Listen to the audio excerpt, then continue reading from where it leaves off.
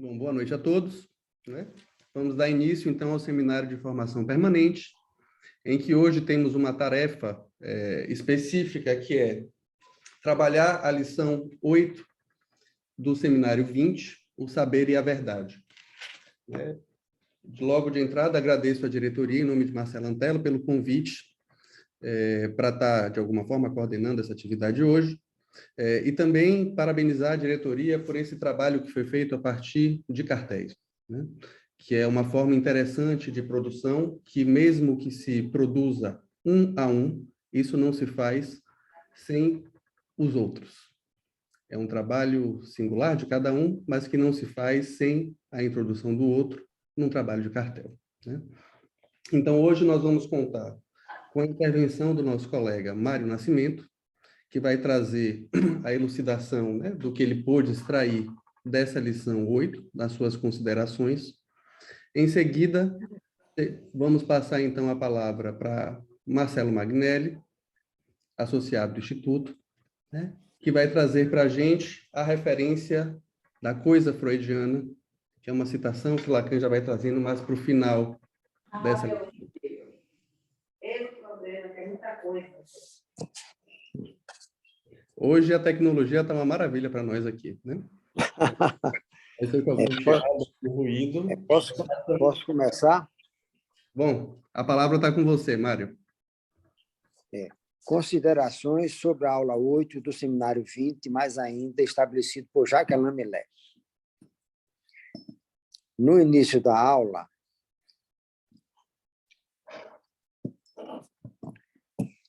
Lacan nos solicita que usemos a palavra para protestar e especialmente para falarmos o que entendemos da sua fala. Atendendo aos seus pedidos, começarei com um protesto em forma de pergunta. Por que há tanta obscuridade na sua fala? Dê-me conta que na pergunta havia algo de dessuposição de saber em Lacan, acompanhado de um sentimento de raiva. Também dê-me conta que Lacan já havia respondido ao questionamento. Então, passemos aos meus entendimentos. Na aula 2, Lacan explicita que a suposição de saber implica em haver amor e que na dessuposição de saber implica em haver ódio. Na aula 8, ele traz a discussão o amódio, um termo por ele criado, constituído de ódio e de amor. Nessa discussão, Lacan faz uma crítica ao termo ambivalência, usado por Freud, dizendo ser o mesmo impreciso e até mesmo o nomeando de bastardo. Esclarece que há estreita vinculação do amor ao saber, mas que, ao mesmo tempo, é aí que a psicanálise nos incita a esse lembrete de que não se conhece nenhum amor sem ódio. Lacan enfatiza que o ódio e o amor, bem como sua ligação com o saber, estão no âmago do processo analítico. E é também o que nos traz nos analisando sobre as suas relações amorosas. Lacan afirma que só é possível acesso ao inconsciente pelos ditos do analisando. E é também pelos ditos do analisando que temos acesso às consequências dos próprios ditos. E é pelas consequências nos ditos que temos acesso ao dizer.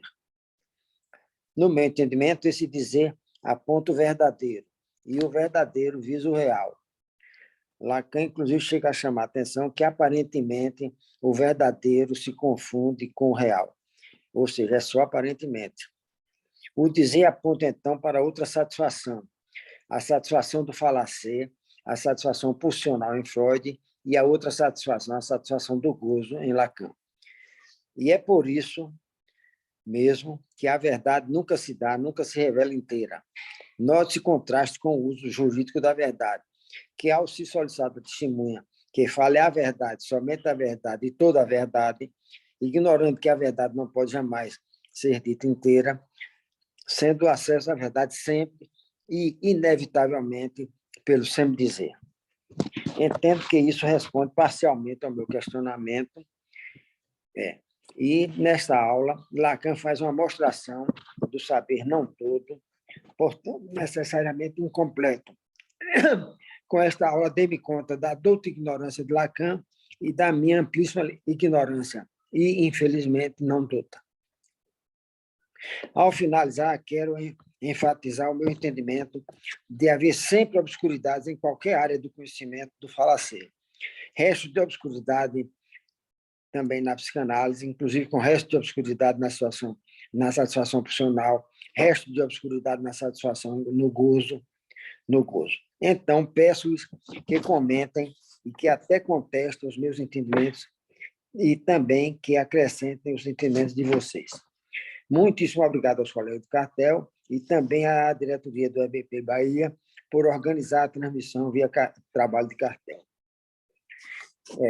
Quero ressaltar que eu tive a oportunidade de ler a contribuição que Marcelo Magnelli logo adiante fará para vocês sobre a coisa freudiana.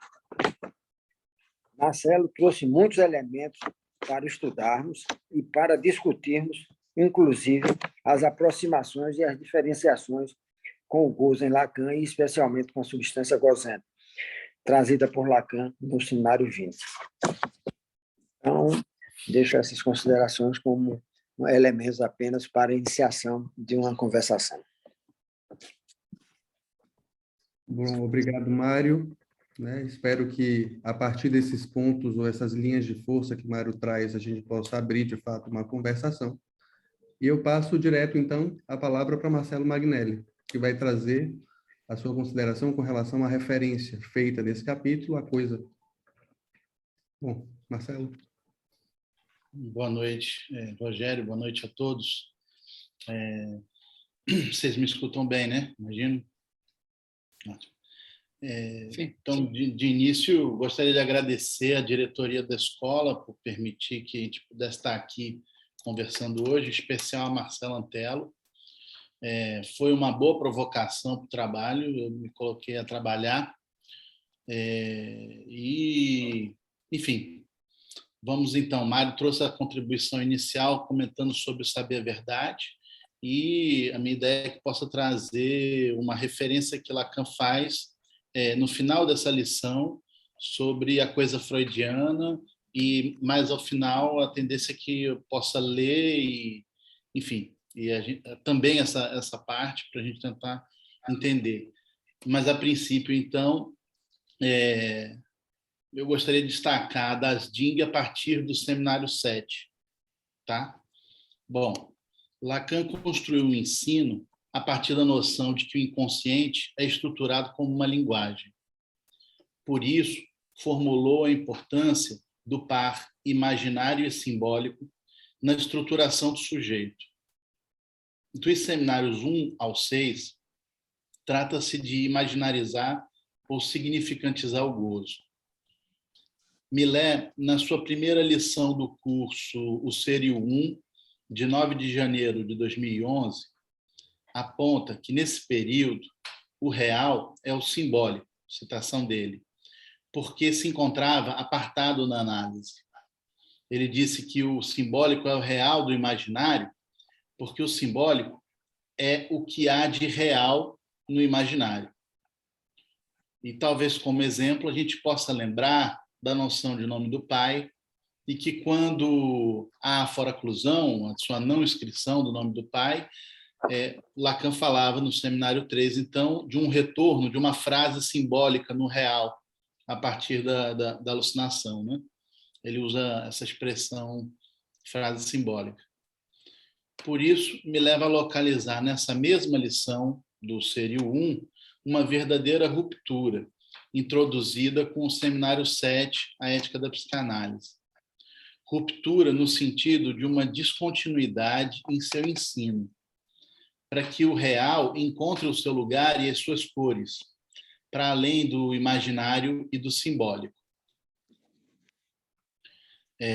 Localizando estes últimos, né, o imaginário e o simbólico, no campo do semblante e da realidade.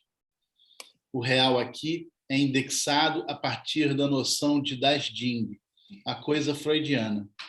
E Millet, nos 6 paradigmas do gozo, vai localizar aí o gozo impossível, paradigma 3.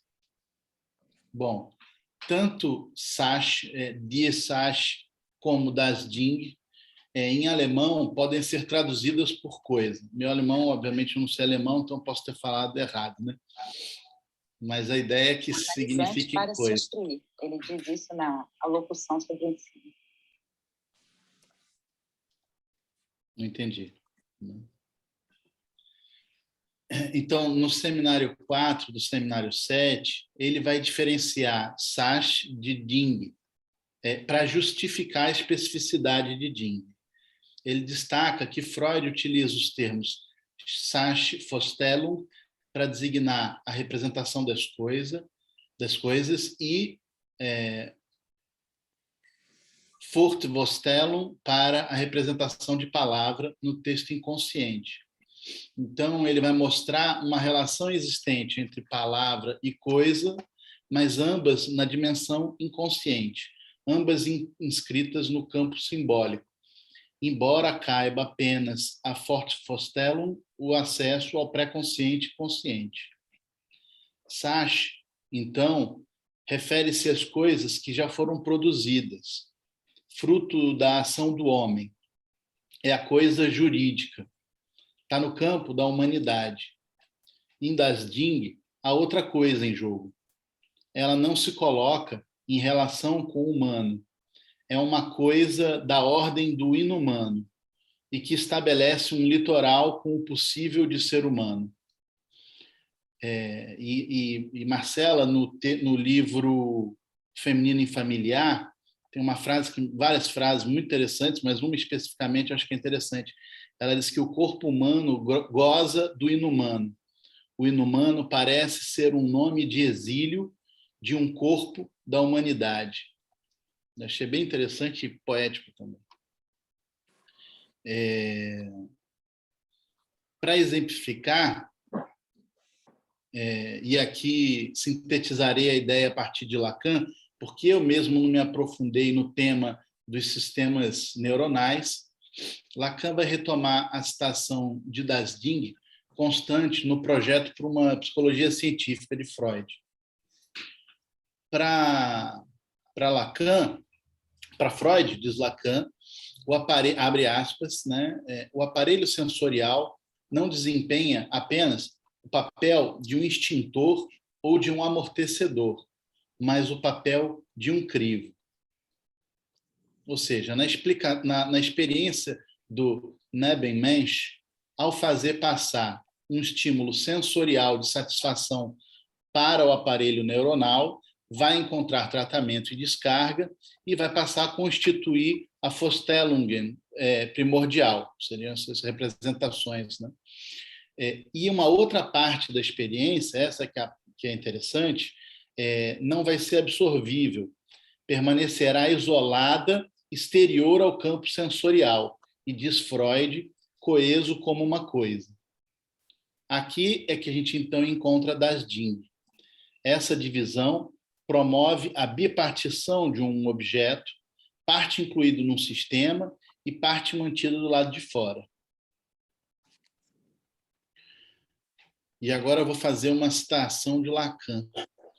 Ele diz: o objetivo primeiro e imediato da prova de realidade não é o de encontrar na percepção real um objeto que corresponda ao representado, mas reencontrá-lo, convencer-se de que ele ainda está presente.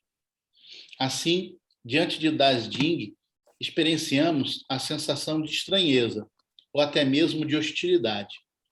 O estranho, fremd, atesta essa proximidade com uma externalidade primária, na qual o sujeito vai orientar a sua existência. E a gente vai retomar esse ponto sobre o estranho, fremd, um pouco mais à frente. Penso que a gente pode aproximar, a partir do texto A Negativa, de Freud, de 1925, o processo, e aí eu trago para ver o que vocês pensam, obviamente, né? O processo da bipartição do complexo de objeto, que a gente falou agora, que é gerador de Das Ding, entre o que entra no sistema e aquilo que permanece fora, coeso como uma coisa, com o duplo movimento, que Freud fala em A Negativa, de uma afirmação primordial e de uma expulsão primordial, que ele chama de Bejahung e Ausstoßung, né? Então, esse processo de expulsão primordial, Ausstoßung, me parece que tem relação com a constituição de um exterior não simbolizável. Ao afirmar-se algo e expulsar outra, se funda o Verdrängung, seria o recalque primário. Ainda então, no seminário 7, Lacan vai apontar as modalidades de ação específica, de acordo com cada estrutura, na tentativa de se reencontrar com Das Ding. A aventura histérica se organiza em torno de um objeto da insatisfação. Seu objetivo vai ser o de recriar um estado centrado no objeto, embora marcado por uma aversão. Na neurose obsessiva, a experiência de satisfação é marcada por um plus de prazer, por um excesso de prazer. O sujeito teria tido acesso a Das Ding em demasia, o que faz com que passe a se impor um radical evitamento do desejo e uma permanente autorregulação. É em relação a esse Das Ding que é feita a primeira escolha na orientação subjetiva. Será essa primeira escolha que vai regular a função do princípio do prazer. Diz o Lacan, no final das contas, é concebível que seja como trama significante pura, como máxima universal, como a coisa mais despojada de relações com o indivíduo que os termos de Das Ding devam se apresentar. Bom, então agora queria retomar uma discussão que aconteceu numa preparatória do último encontro brasileiro do campo freudiano, que seria Das Ding, estaria mais próximo de Fremd, como eu falei, algo desse estranho, ou do unheilig, né? Que a proposição é que seja traduzido como infamiliar. Então, estranho ou infamiliar para Das Ding.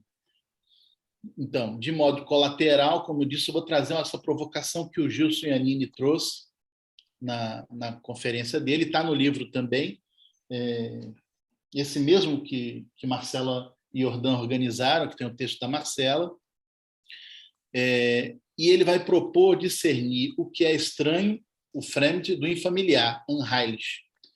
No infamiliar, o Gilson localiza o que é da ordem da extimidade, que está fora, que está na extremidade, mas que, ao mesmo tempo, é desprezado. O autor retoma exemplos do próprio Freud para nos localizar que nem todo objeto inanimado nos assusta, a exemplo, por exemplo, do soldadinho de chumbo, assim como a Branca de Neve vai nos mostrar que nem toda pessoa morta que ressuscita é infamiliar. Então, ele faz uma referência ao texto Tabu da Virgindade, de Freud, de 1918, que eu não consegui ir a ele para ler, então eu estou falando a partir dele, né? Então ele faz referência a esse tabu da virgindade quando Freud fala do horror de um homem por uma mulher. Ele aponta que isso se justificaria pela radical diferença entre homem e mulher, tomando a mulher como eternamente incompreensível, misteriosa e estranha. Esse estranha, fremd. Então o Gilson vai ponderar que, ao tomar o desconhecido da mulher como hostil, ele o faz existir a partir do campo das suas fantasias, tentando enquadrar o gozo feminino numa lógica masculina. Propõe que tomemos o feminino a partir do registro do infamiliar, porque o feminino não é de ninguém, mas afeta cada ser falante. Claro, gostaria de que a gente pudesse conversar para saber o que vocês pensam sobre isso. Particularmente, me chama a atenção a frase de Lacan, de que, abre aspas, com esse campo que chamo de campo do Das Ding, somos projetados para algo que está muito além do âmbito da afetividade. Página 130 do Seminário 7. Então, o infamiliar poderia ser a sensação diante de Das Ding, mas na condição da gente se atentar de que a angústia, que é o afeto que não engana, porque atesta a proximidade do objeto e, por conseguinte, do furo de Das Ding, né? Essa angústia está presente até nas histórias infantis e que parece que aponta para um núcleo mudo. o núcleo mudo dessa coisa exterior, né? Das Ding. A adesividade imaginária pode responder pelo plus afetivo que se cola a das Ding, em que possa ter um caráter de signo. Das Ding fazendo, digamos assim, se tem um caráter de signo, né? Finalmente, todo ser falante também está submetido à lógica masculina, independente do sexo, e parece-nos impossível não sofrer os efeitos de significação. Bom, o gozo impossível e o objeto A. Millet, nos 6 paradigmas do gozo, como já citei antes, apresenta como paradigma 3 o gozo implicado em das Ding, dito impossível ou real. Trata-se do gozo da mãe, primário, e que permitirá um desdobramento e uma infinidade de substitutos. Ele se coloca em relação não ao modelo do recalque, mas Millet vai falar ao modelo do vaso, tomado por Lacan de Heidegger. Millet diz: o vaso é um objeto criado que aparece como um a mais no mundo. Ele tem, ao mesmo tempo, paradoxalmente, a propriedade de introduzir o menos e, por isso mesmo, a possibilidade de preenchê-lo. A noção de vaso como algo que é construído em torno do vazio. Então, resta apenas ao sujeito uma mentira originária, que é o vaso. A verdade nunca o alcançará, porque estamos num instante onde há disjunção entre significante e gozo. Finalmente, podemos dizer que a coisa é o outro do outro. Millet diz na página 14. É aquilo que falta ao grande outro, equivalente ao grande outro barrado, ao abarrado, né? A esse nível, não há aliança entre significante e gozo. Como fazer mutar o gozo para o campo dos semblantes, enfim, dos significantes, e fazer isso entrar, não é? Millet nos diz que é a partir de um forçamento.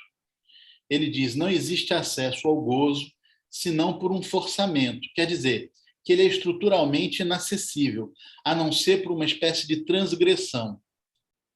Na aula intitulada O Objeto e a Coisa, no seminário 7, Lacan vai definir a sublimação, como a gente citou do modelo do vaso, com elevar o objeto à dignidade de coisa.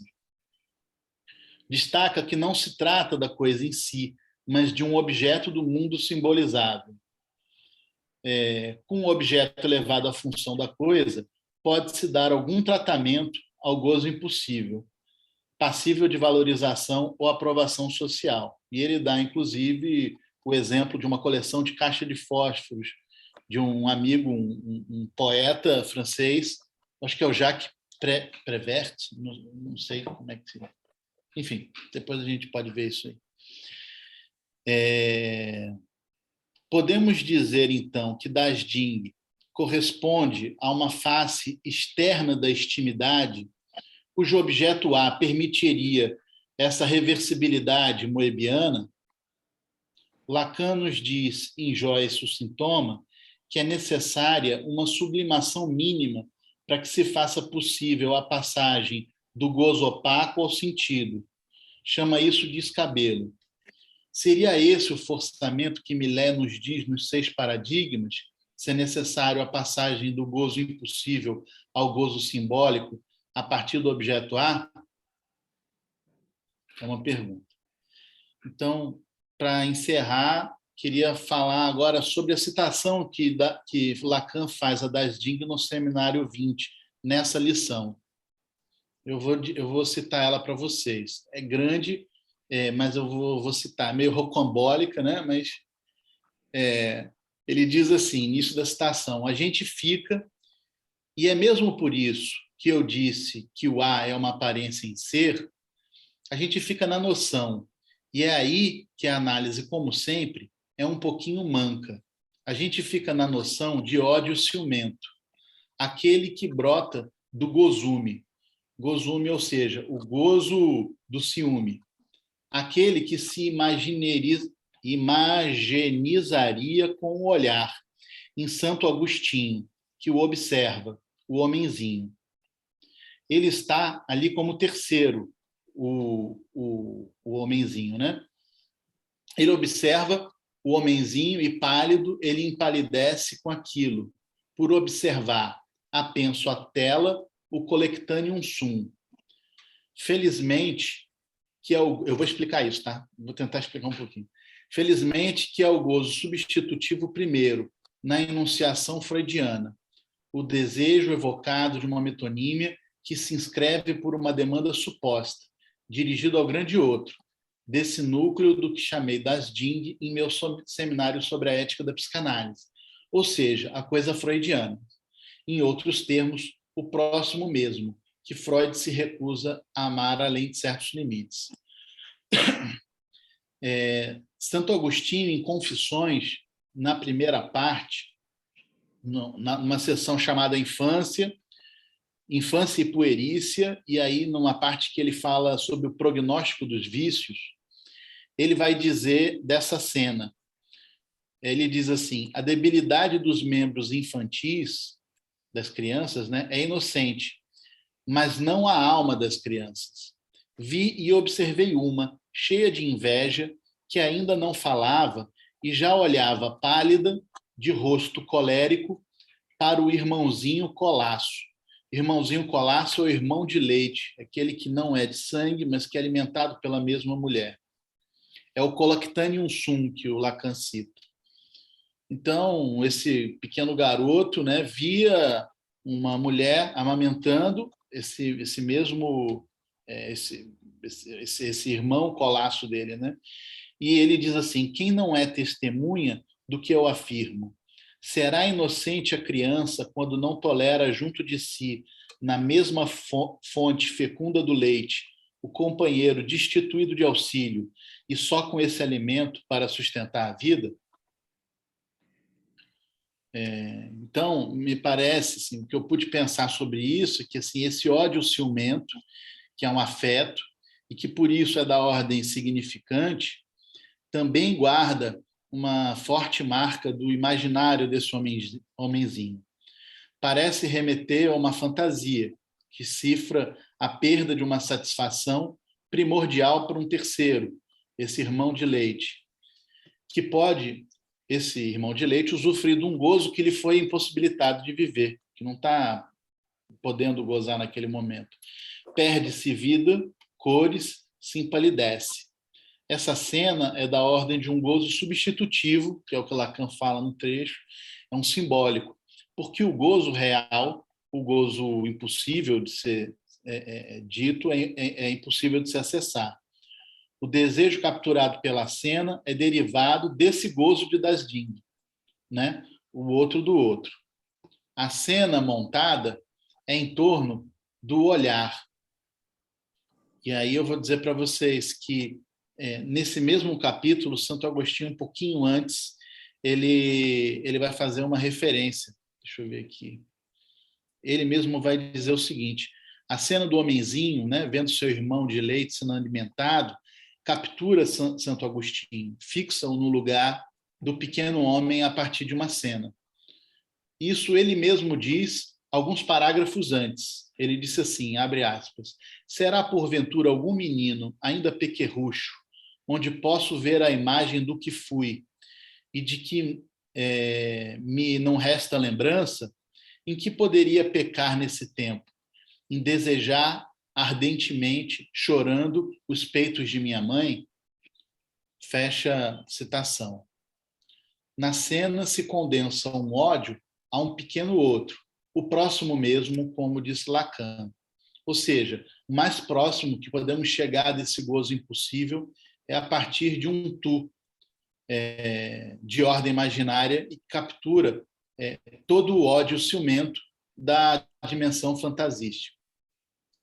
Uma cena icônica, nesse mesmo sentido, é da opereta Pagliatti, de Ruggero Leoncavallo, acho que é assim que fala. No final do primeiro ato, que tem me parece que é uma música que se chama Veste la Giubba, dá para se observar o trágico do ódio ciumento. A demanda de amor e a passagem ao ato do personagem vai mostrar o inextinguível do gozo impossível que torna a cena inesquecível. Então, eu vou pedir para o Klaus, se ele puder passar essa cena que dura alguns poucos minutos, só para ilustrar.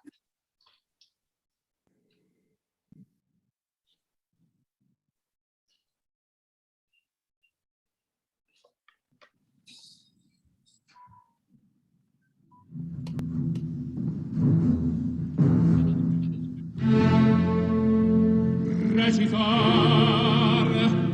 mentre preso dal delirio non so più quel che dico e quel che faccio, eppure dopo scorrezzati,